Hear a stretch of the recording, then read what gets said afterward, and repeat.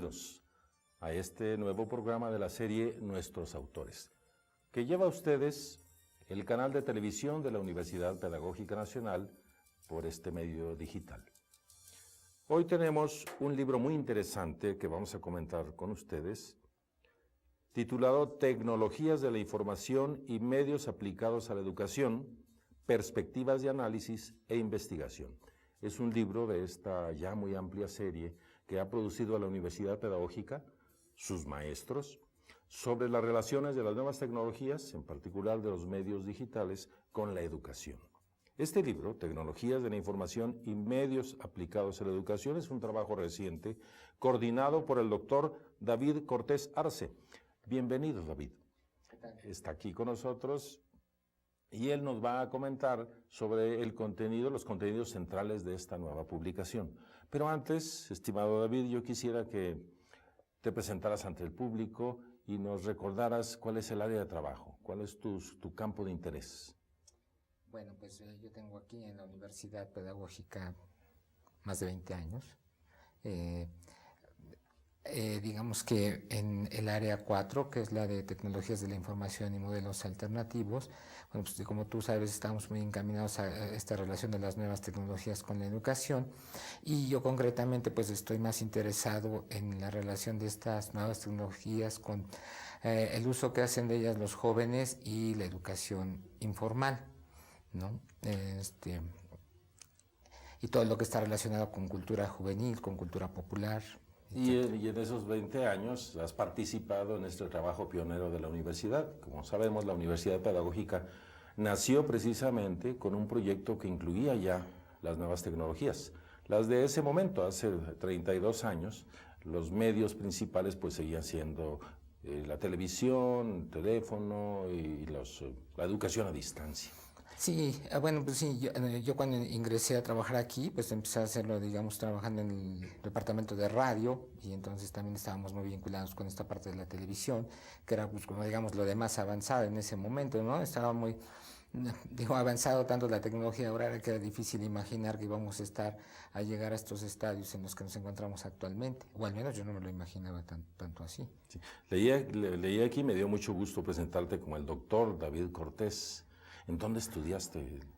Cuéntanos. Bueno, yo estudié comunicación en la Universidad Nacional Autónoma de México. Allí mismo hice una maestría en comunicación, y el doctorado ya lo hice yo aquí en la Universidad Pedagógica Nacional. Es un doctorado en educación, sí, ¿no? Es un trabajo muy interesante. He tenido el gusto de acompañar también este desarrollo. También en una etapa inicial también me tocó trabajar en programas de radio. La universidad tuvo inmediatamente una presencia en todo el territorio nacional, en toda la República. Rápidamente alcanzó más de 70 unidades, sedes y otra treintena de subsedes, de modo que es una universidad presente en todos los estados, en todas las regiones. Ahora con presencia regional a cargo de las autoridades estatales, pero seguimos siendo, gracias a estos medios, una institución de referencia en nuevas tecnologías. En este caso, el libro Tecnologías de la Información y Medios Aplicados es precisamente una compilación de una aportación de varios autores. ¿Cómo surgió este libro? Bueno, hace aproximadamente 3 años, allí en el área académica 4, empezamos a trabajar en un seminario, pues sí, interno, de actualización, en el cual el objetivo principal era invitar a diferentes profesores que estuvieran a la vanguardia en esta cuestión de las nuevas tecnologías de investigaciones, para que vinieran y nosotros intercambiáramos opiniones, ideas, que nos actualizáramos a partir de la presencia de ellos. Del primer seminario también se desprendió un primer tomo, y bueno, este libro corresponde al segundo seminario que se organizó. Entonces, lo que nosotros hicimos fue invitar durante 8 meses, vinieron diferentes profesores, algunos del Distrito Federal, otros de algunas universidades del interior de la República, a compartir sus experiencias con nosotros. Al final, bueno, desde un principio nosotros ya sabíamos que queríamos convertir todo eso en un texto, y aún así pues invitamos a algunos profesores tanto de nuestra área para que escribieran textos expropios para este libro, como aquellos profesores que habían venido a impartir sus conocimientos. Desafortunadamente no todos aquellos que vinieron pudieron entregarnos un texto en los tiempos que nosotros habíamos requerido y bueno, pues contamos solamente con la participación de un par de ellos, porque también habría que agregar que pues es un texto que cada uno de los contenidos de los textos que fueron escritos para él son arbitrados, ¿no? Entonces pues eso es importante aclararlo porque pues habla así como del rigor que nosotros imprimimos cuando hacemos aquí libros en esta universidad. Es un procedimiento muy afortunado, muy sano, académicamente muy adecuado, muy conveniente, esto que nos menciona David, porque los artículos que están aquí han pasado por el juicio de expertos. Es decir, ya no es solamente una compilación de las ponencias que llegaron, sino que pasan por un filtro. Y eso muestra la responsabilidad creciente siempre de los grupos académicos de la universidad y de la misma institución para presentarle al público, a los maestros, a los estudiantes, textos de calidad y de utilidad para el trabajo docente. Es algo que se puede distinguir aquí, en la serie de trabajos integrados en este texto, en esta publicación, como estos que podemos leer. Un trabajo de Luz María Garay Cruz, hacia la construcción del conocimiento, retos para la investigación en educación y comunicación.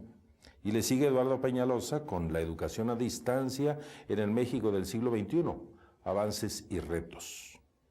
También está uno de Claudia Segura, la educación en línea y el proceso de aprendizaje. Y así mencionamos algunos otros que van a ver que se relacionan no solamente con el trabajo docente.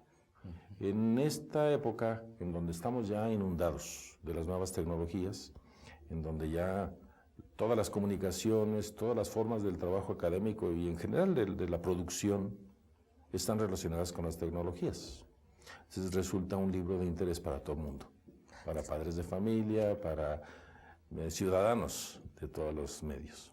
Sí, porque si bien está orientado hacia la educación la mayoría de los textos, o sea, hay algunos de ellos que son meramente teóricos, ¿no? Entonces el abordaje que llevan a cabo, si bien al final de los mismos se centra exclusivamente en educación, si hacen primero un preámbulo, pasan por lo que serían, digamos, la utilización, el empleo de las nuevas tecnologías pues, en lo que es en la vida cotidiana, ¿no?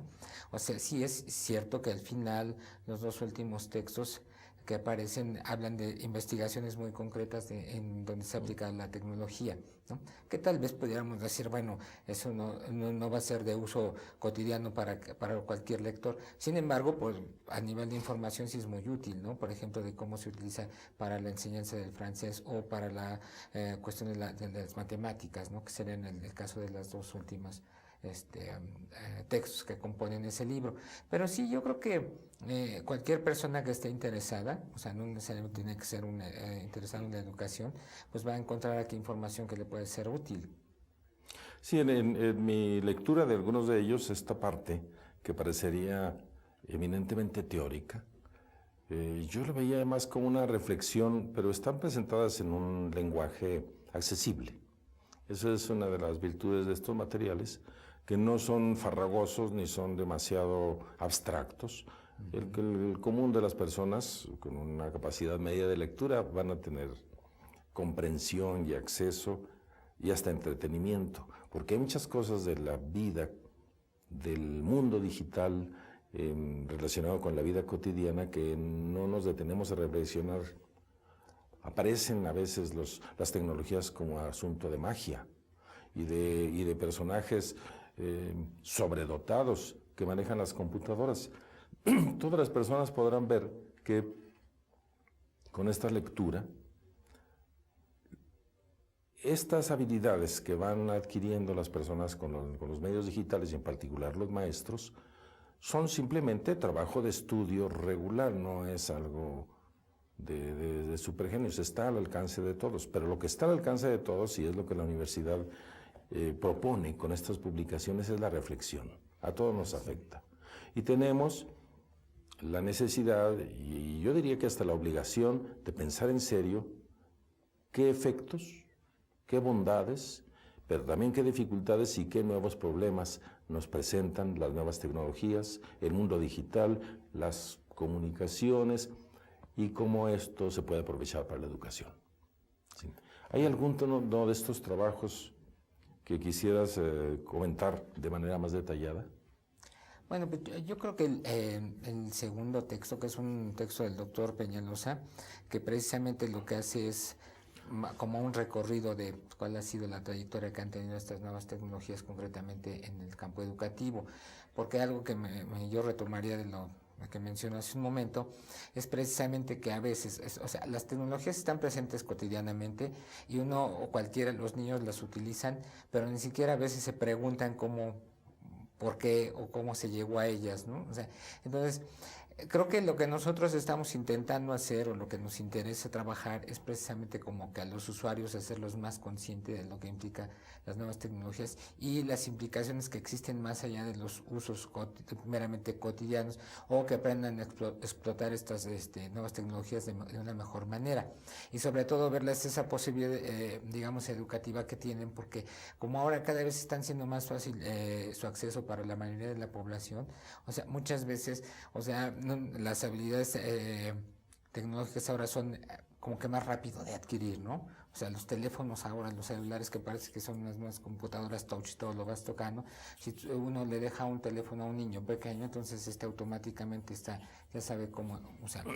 Entonces, yo creo que lo que a uno le sirve, por ejemplo, como padre, si lee un texto de estos, es ver ese potencial y cómo podrían causar a un hijo a utilizar una computadora, a utilizar un teléfono, o para no espantarse por que de repente los niños empiecen a utilizar la tecnología que para ellos les pareciera como una cuestión de magia, como tú bien lo mencionaste, ¿no? Sí, y esta, seguramente, como lo vemos los pedagogos, esta comprensión más detenida del funcionamiento y de los procesos digitalizados permitirá que las familias y los padres pongan en una dimensión más conveniente, más justa las cosas. Nos hemos encontrado padres en el trabajo pedagógico que desarrollamos que llegan a un punto de sometimiento, parálisis, marginación, y dejan a los niños o a los hijos manos libres. Y no siempre es conveniente. Claro. Bueno, hay casos, nos han comentado, de abusos en contra de las personas que se dejan impresionar. Y bueno, nos toca estar aclarando, y en este material van a encontrar buenas pistas, que no es magia, es simplemente tecnología desarrollada, creciente, y que su comprensión y aprovechamiento debe estar al alcance de todos, porque ya a todos nos afecta. Aún los que no tienen computadora, por no tenerla, ya está viviéndolo. Y los asuntos de negocios, de trabajo, de gobierno, de impuestos, pasan por un mundo digital. Todo aquel que tenga una pequeña empresa, un pequeño negocio, le toca hacer declaraciones por internet. Y ya no hay máquinas de escribir. No. Ahora hay que recurrir a las computadoras para hacer todo tipo de escritos y oficios y tareas. Y no siempre las personas tienen computadora en su casa, pero México es uno de los países que tiene más cibercafés. Y eso también presenta retos para la educación. Claro, pero yo creo que en este caso, lo que mencionas, se podría establecer esa analogía. Hace muchos años, bueno, cuando nosotros crecíamos, el problema era tener mucho tiempo frente a la televisión, ¿no? Sí, entonces el problema era qué iba a pasar si los niños estaban demasiado tiempo en la televisión. Bueno, una de las cosas que nosotros hemos visto, por ejemplo, es que pues el problema no es que vean la televisión, sino el problema es que ningún adulto los acompaña a ver la televisión, ¿no? Que a veces la visión de estos aparatos se le queda únicamente como responsabilidad a los niños. Entonces yo creo que eso está pasando con las computadoras. O sea, muchas de las personas adultas, o sea, primero se paralizan porque como no saben utilizarlas, lo primero que les preocupa es el alto costo que estas tienen y que entonces sus hijos las vayan a descomponer, ¿no? Una vez que superan ese primer, digamos, temor, o sea, viene el problema de, es que están mucho tiempo frente a las computadoras y la gente no sabe qué es lo que están haciendo, porque tampoco les interesa estar en la supervisión, ¿no? Y luego, digamos, un tercer problema viene cuando se presenta este asunto de que, ok, las empiezan a incorporar a la educación como herramientas de consulta, porque así como decías de los impuestos, bueno, pues ahora prácticamente aquellas monografías que eran como pequeñas enciclopedias o cápsulas de enciclopedia que nosotros comprábamos en las papelerías, pues ahora se tienen que consultar en la computadora, ¿no? Y entonces lo que necesitan los padres es saber cuáles serían las fuentes más idóneas para acceder a esa información cuando llegan a un cibercafé en caso de que no tengan una computadora, y que es algo así como que muchas veces esa labor como de profesor se la dejan al encargado del cibercafé, que es el que les está recomendando cuáles serían las páginas más idóneas para que ellos consultaran para hacer sus tareas, ¿no? Creo que tiene mucha razón, y la palabra clave que yo veo ahí es acompañamiento. A los adultos les toca acompañar de una manera cercana a los chicos en sus indagaciones. Los padres saben cómo, los maestros saben cómo, para no resultar un obstáculo al trabajo de los chicos, pero sí necesitan cercanía, son menores de edad. Claro. Y en el mundo del Internet, sobre todo, pues está otro mundo detrás que no sabemos quién. En esa idea de que el Internet es magia y los cafés y los cibercafés son centros siempre de educación o escolares, hay contenidos de otro tipo que hay que conocer. Así que no todo es pedagógico, no todo es educativo, no todo es conveniente, por eso necesitan acompañamiento. Tenemos, por ejemplo, la necesidad de investigar sobre los significados, sobre las significaciones imaginarias sociales de la tecnología, de Mónica García Pelayo. ¿Se acerca a esto que está este artículo, se acerca a esto que estamos comentando? Pues un poco, porque ella más bien lo aborda desde una manera antropológica, ¿no? Acerca de cómo los individuos, los sujetos, de repente hacen unos constructos imaginarios acerca de la tecnología, y que sí tiene que ver con este asunto de que decíamos, por ejemplo, de los padres, o inclusive no nada más de los padres, de los profesores, que a veces se niegan a que las nuevas tecnologías entren a las aulas, ¿no? Entonces, digamos, si bien no hace una respuesta contundente, porque tampoco, eso sí habría que aclarar, o sea, ninguno de los textos aquí se tratan de dar recetas, o sea, son aportaciones para la reflexión, son productos de investigación. O sea, yo creo que si en un momento lo que aportan son ciertas sugerencias o ciertos caminos por los cuales los interesados se pueden adentrar para tratar de entender cómo se están utilizando, ¿no? Y los interesados son principalmente los maestros, porque son textos que tienen un común denominador, que es la docencia. Así es. Si está detrás de este material, a leerlo, que corresponden al área 4 de la Universidad Pedagógica Nacional, que tiene un título largo. Hace un momento comentábamos que necesitamos leerlo para no equivocarnos. Tecnologías de la información y modelos alternativos de la Universidad Pedagógica Nacional. Es un área, una de las 5 áreas en que se agrupan los profesores de la universidad, y que tiene ahí a varias decenas de profesores trabajando estos temas. Para la Universidad Pedagógica Nacional es una preocupación permanente. Aquí tenemos una muestra en la mesa de estas colecciones, así que será muy, muy interesante que este seminario, este tipo de trabajos sigan aportando reflexiones e ideas que luego serán aprovechadas por otras instituciones, por los maestros de educación básica principalmente, y por padres de familia. No, y por nosotros mismos, ¿no? O sea, por ejemplo, uno de los primeros trabajos que se hizo, que está, por ejemplo, aquí, ese de acceso y uso y apropiación de TIC entre docentes, fue un buen inventario de cómo nosotros, los profesores de la Universidad Pedagógica, usamos esas tecnologías, y fue tan bueno que hasta donde yo tengo entendido, varios de los otras instituciones se han acercado para replicar ese tipo de investigación en sus propias universidades, porque es como una manera de censar, ¿no? O sea, el grado de habilidad tecnológica que tenemos los docentes en las universidades, lo cual también es muy importante, ¿no? O sea, yo creo que uno de los asuntos que de pronto sí atemoriza es cuando te enfrentas a un grupo donde tú sabes que la mayoría de ellos son muy buenos para la cuestión tecnológica, ¿no?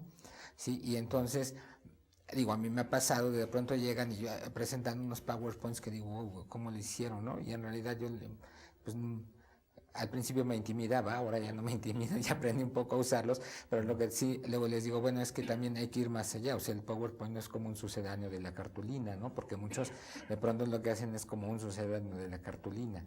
Tiene muchas más posibilidades. Exacto, ¿no? Y entonces no nada más estar con el texto o poner algún dibujito para que de pronto volteen y puedan leerlo, ¿no? O sea, si no es exacto otra posibilidad.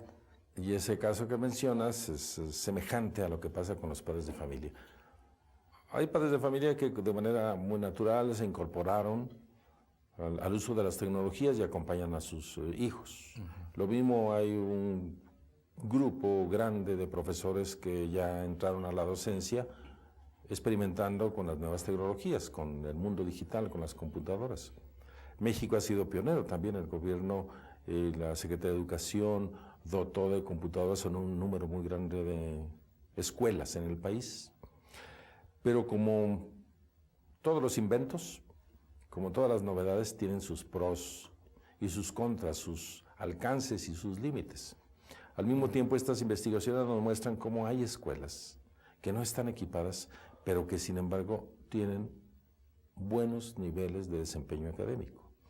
Y lo que nos viene a mostrar es que no es solamente un asunto de fierros, sino la preocupación de maestros, de directivos, padres de familia, para acompañar a los chicos y a los jóvenes en su desarrollo académico.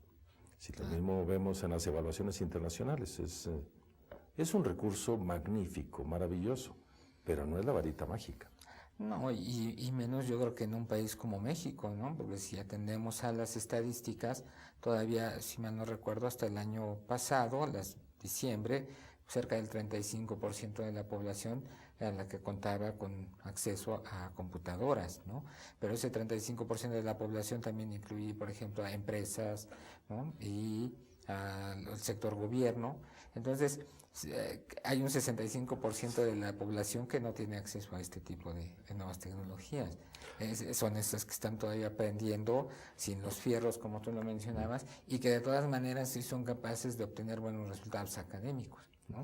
Lo mencionaba porque es conveniente para maestros y para padres que no están trabajando con tecnologías todavía, evitar un sentimiento de culpa o de disminución, porque lo necesario, lo central son las personas. Claro. Entonces, y las herramientas y esta tecnología ayudan mucho. Acortan caminos, reducen tiempos. Pero lo central, en ambos casos, tener o no tener el equipo, son las personas interesadas, preocupadas por trabajar por la educación. Sí. Hay otros trabajos, los últimos dos son ya centrados, y esto es interesante para los maestros. Uno es entornos tecnológicos de aprendizaje para el acceso temprano al pensamiento algebraico con alumnos de educación básica. Es decir, el trabajo de Cristian Buto Zarza está pensado para las clases de matemáticas, de primaria. Así es. Sí. Y hay otro, Cognición y Multimedia en la enseñanza del francés, de Lucía de Jesús Hernández Santamaría. Esto es enseñanza de idiomas. Sí. Porque me gustaría comentarle al público que en esta área se atiende, yo creo que una de las pocas, si no la única que conozco, licenciatura en enseñanza del francés en línea.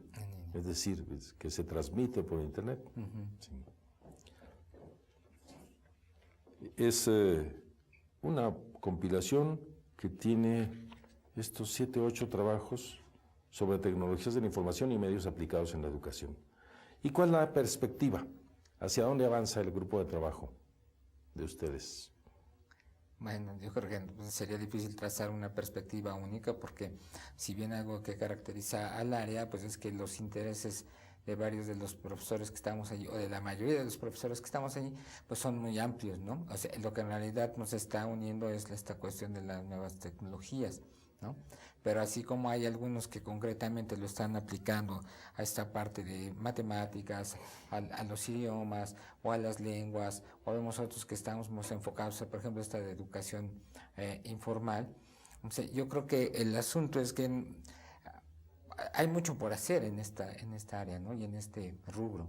O sea, digamos que pensar que nos estamos acercando a una última palabra sería hablar de una quimera, porque además están cambiando tan vertiginosamente las nuevas tecnologías que cuando hacemos alguna declaración importante, esta ya fue superado, ya nos rebasó en la práctica, ¿no?